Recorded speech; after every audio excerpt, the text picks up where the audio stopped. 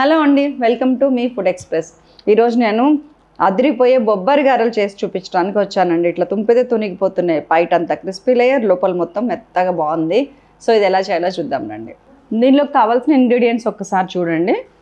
పసుపు, పచ్చిమిర్చి, కొత్తిమీర, కరివేపాకు, పుదీనా, అల్లం, ఉప్పు, ఉల్లిగడ్డ, జీలకర్ర, ఆయిల్. సో ఫస్ట్ ఏం చేశానంటే నేను బొబ్బర్లని ఒక 150 గ్రామ్స్ ఆఫ్ బొబ్బర్లని నానబెడితే మనకి దగ్గర 1/4 కిలో బొబ్బర్లు అవుతుందండి పిండి.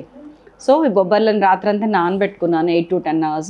ఇవి తీసుకొని అసలు ఇందులో గ్రైండింగ్ ప్రాసెస్ అనేది చాలా ఇంపార్టెంట్ అనమాట. అందుకని నేను గ్రైండ్ చేయడానికి గ్రైండర్ ముందుకు వచ్చి చేస్తున్నా ఇదంతా. అందుకే నేను గ్రైండర్ మిక్సీ చేయటం కూడా మీ ముందే చేసేస్తున్నాను. చూడండి, ఫస్ట్ ఏం చేస్తారంటే ఈ బొబ్బరి పప్పు అంతా వితౌట్ ఎనీ వాటర్ కొంచెం మిక్సీలో వేసేసి మొత్తం అంతా పల్స్ తిప్పండి. 1 2 3 ఫాస్ట్లో కాకుండా వెనక్కి తిప్పండి. అప్పుడు ఏంటంటే బొబ్బర పప్పులన్నీ కూడా ఇట్లా విడిపోయినట్టు అవుతాయి అంతే అనమాట. ఇగో చూసారా ఇట్లాగా. సో ఇట్లా 2 సార్లు తిప్పగానే కొంచెం ఒక మీ చేతిలో పట్టినంత అంటే ఉన్న పిండిలో 1/4 తీసి పక్కకు పెట్టుకోండి. మనకు అలా వక్కలే కావాలి.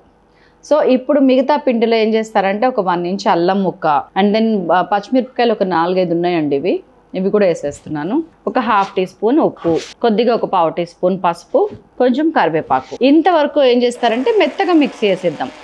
ఎస్, అవసరానికి సరిపడా నీళ్ళు కూడా వేసుకుంటా మంచిగా మెత్తగా రుబ్బండి, గట్టిగానే రుబ్బండి, మరియు జోరుగా కానివ్వకండి. అయిందా? ఇప్పుడు మనం పక్కకు తీసి పెట్టుకునే పల్సెస్ ఏదైతే ఉందో దీన్ని ఒకసారి కలిపేసి దీంట్లోకి ఏం చేస్తారంటే ఒక గుప్పెడు పుదీనా తీసుకుంటున్నాను, అండ్ దాంతోపాటు గుప్పెడు కొత్తిమీర వేసుకుంటున్నాను.